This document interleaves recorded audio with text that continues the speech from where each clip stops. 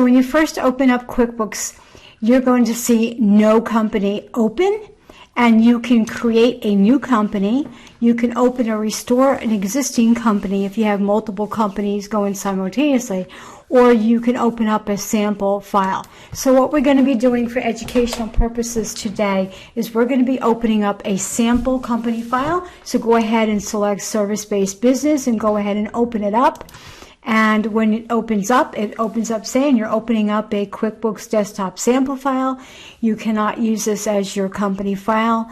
I'm going to create a lesson and show you how to create a new company, going step by step. But in this case, you really need to know what's going on before you even start to put in information about your company.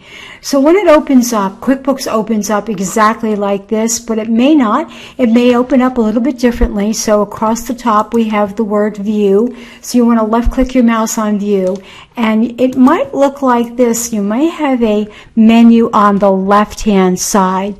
So you can choose whether you have your menu on the left hand side, or if you click View and you choose top icon bar, your icon bar is across the top. Entirely up to you how you want to do that. I just find that the one across the top is a little bit easier for me to see, but I've been using QuickBooks for 20 years, so that's what I'm used to. So the first thing that we want to take a look at is we want to take a look at these icons, and let's dive right into customers.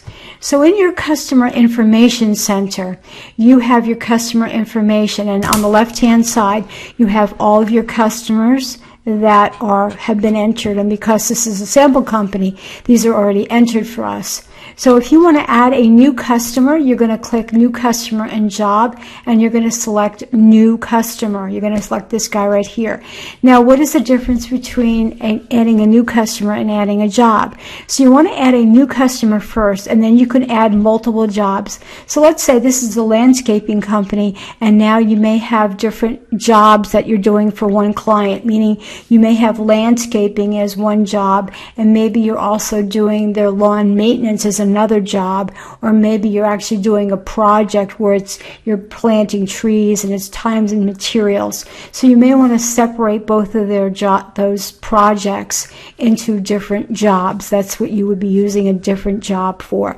But in this case, we're just going to add a new customer. And when you click Add a New Customer, you get a blank New Customer box that pops up like this. So I just added this customer here, which is what I want you to do. So you can pause this, and if you want to enter this data, you're more than welcome to go ahead and do it. And then what you need to do in the customer name is do last name, comma, first. So in this case, I did Flint's, comma, Wilma, and full name, Ms. Wilma Flint's. And I just entered a fictitious phone number, and obviously I entered a fictitious address. So those are the basics when you're starting to do customer information. On the left-hand side, you do have payment settings, so you have another section, another customer card that you can give this customer an account number. You can tweak any of this information, but for right now, we're just going to stick with the address info and add some basic information. And then we're going to go ahead and click OK, and when you do, the customer shows up in your active customer list. If I wanted to go back and edit that customer, I'm going to double left click on it, and I can edit any of the information that I want. I'm going to go ahead and click Cancel. Over on the right hand side here, you can see that there's no transactions that are entered for this customer. Now this customer is your accounts receivable when you enter a customer in here. So that's your accounts receivable. So where do you find your accounts receivable? So let's go ahead and find our accounts receivable. So in the upper right hand corner, I'm going to close the customer information box and go back to my home screen. In my chart of accounts, which is in the company information, I'm going to left click on chart of accounts, and I'm going to open up my chart of accounts.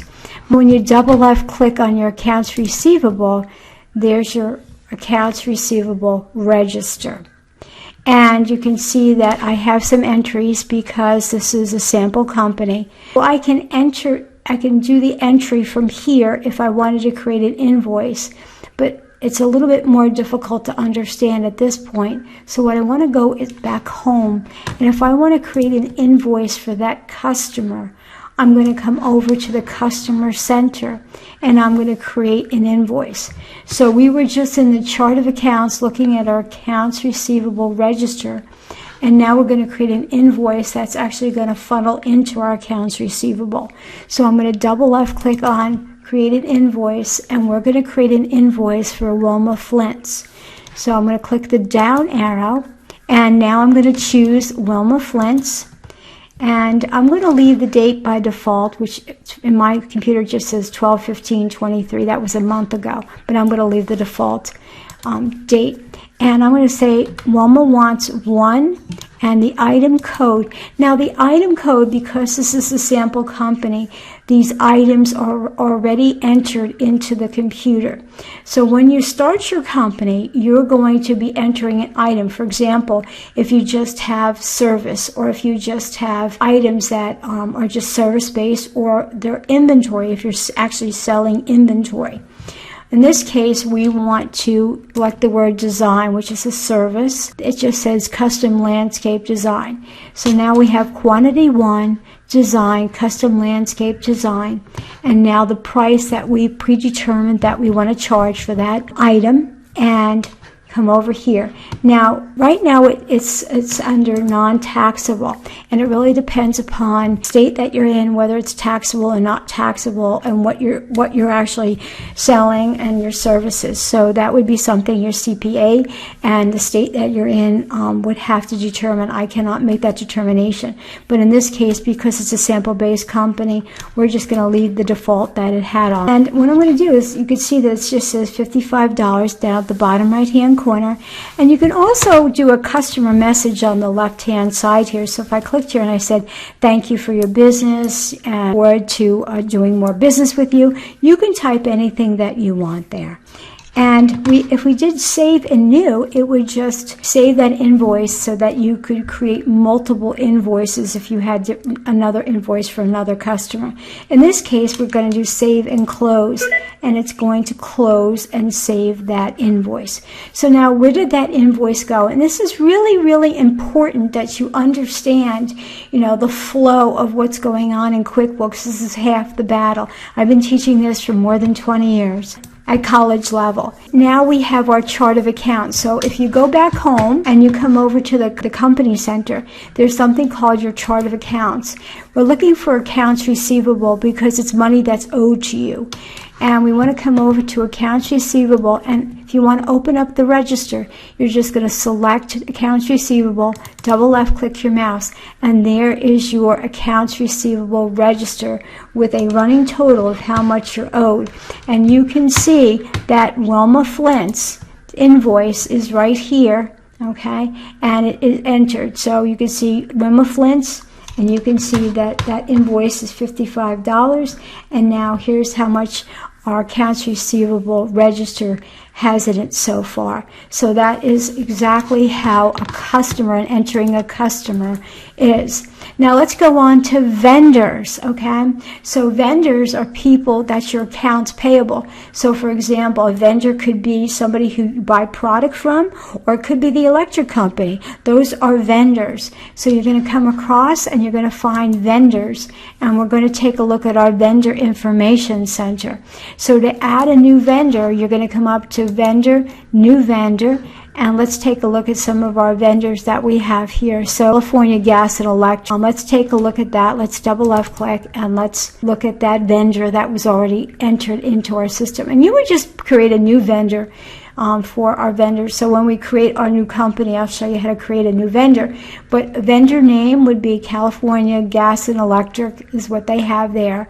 And the current balance, because we have a current bill with them, it's now $137, and there's a phone number, and then there's an address, and now you have payment settings. So you get your bill, you have 15 days to pay it. All right, so I'm going to go ahead and click OK, and let's go back to our home screen. And now in our vendor information center, what you want to do is you want to take a look at bills, or you want to enter a new bill from that vendor. So you have enter bills. So now if I got a bill from electric company, so let's just say I wanted to choose California Gas and Electric, that bill came in through my mail or came in through my online bill payments, and I want to enter that in QuickBooks, I can enter that in, and you can enter the amount.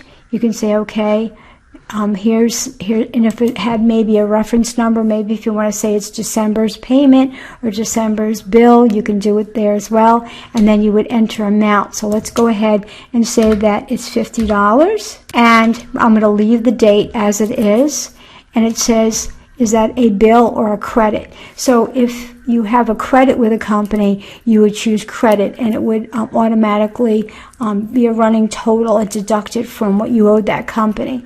And I'm going to go ahead and I'm going to save and close. So I have a $50 bill that came in on the 15th, and I'm going to go ahead and save and close. And it says I must assign an account for this transaction. So I need to come down to expenses and say, what do I need to expense that bill out to?